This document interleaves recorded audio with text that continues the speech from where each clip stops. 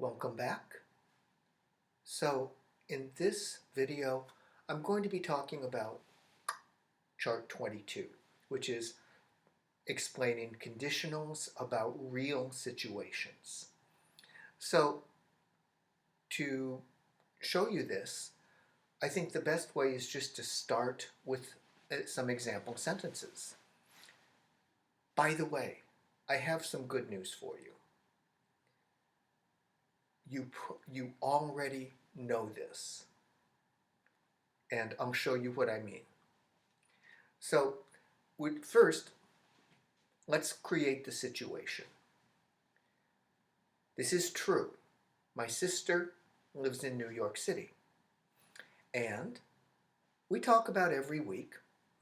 Sometimes she goes shopping, but I don't know when she goes shopping. Not all of the time. Okay? She doesn't call me and say, I'm going shopping. So, but I don't know when she goes shopping, but I know,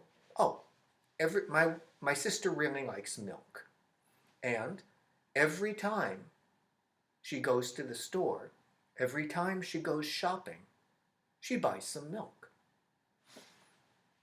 So keep that in mind, please, and let's look at these sentences.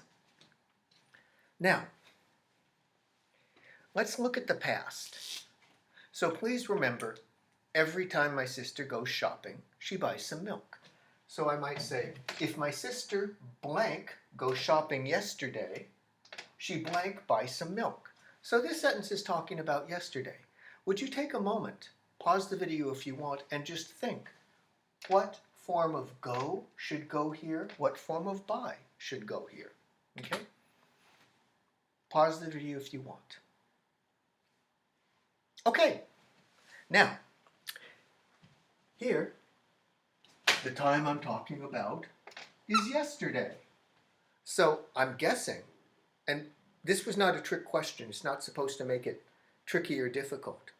You probably said, if my sister went shopping, she bought some milk. I used past.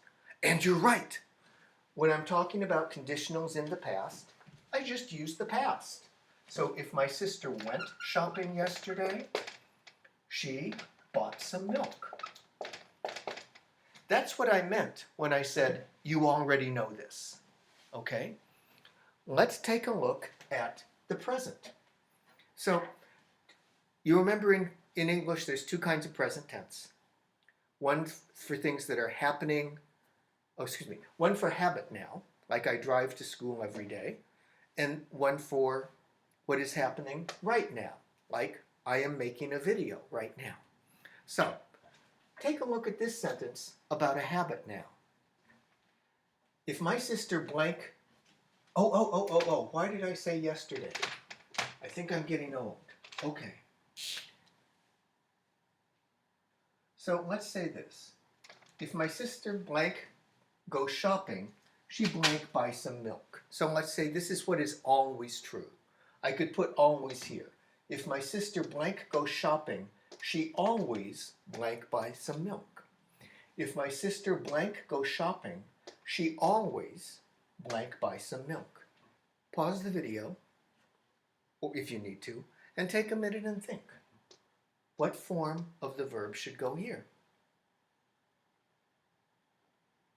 Okay. Now, again, you already know this. So if I'm talking about a habit now, you remember from a long time ago, I use simple present. And so I say, if my sister goes shopping, she always buys some milk. You already know this. Let's talk about right now. If my sister blank goes shopping right now, she blank buys some milk. I'm not going to make you think about, well, you can. Pause the video if you want to think. But I'm not going to ask you to think, because I think you're probably getting this idea. If I'm talking about right now, I just use the normal verb tenses that I always use. So right now, I'll use present progressive and say, if my sister is going shopping right now, she is buying some milk.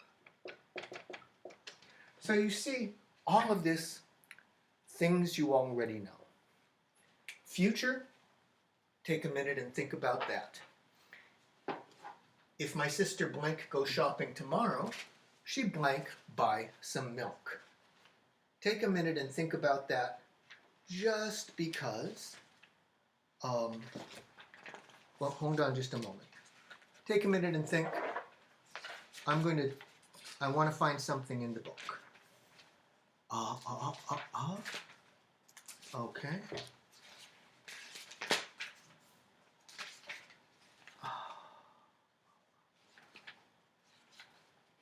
Okay.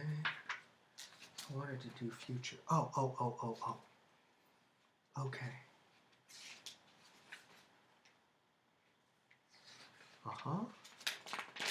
Okay. Okay. I don't find it in your book, so I'm not going to talk. So I'm not going to. I'm going to stop trying. But here, if you said, if my sister goes shopping tomorrow, she will buy some milk. You're absolutely right. Okay? Now, if you're thinking, why is this goes? I'll say the rule quickly, but if you're not sure about it, ask me, okay?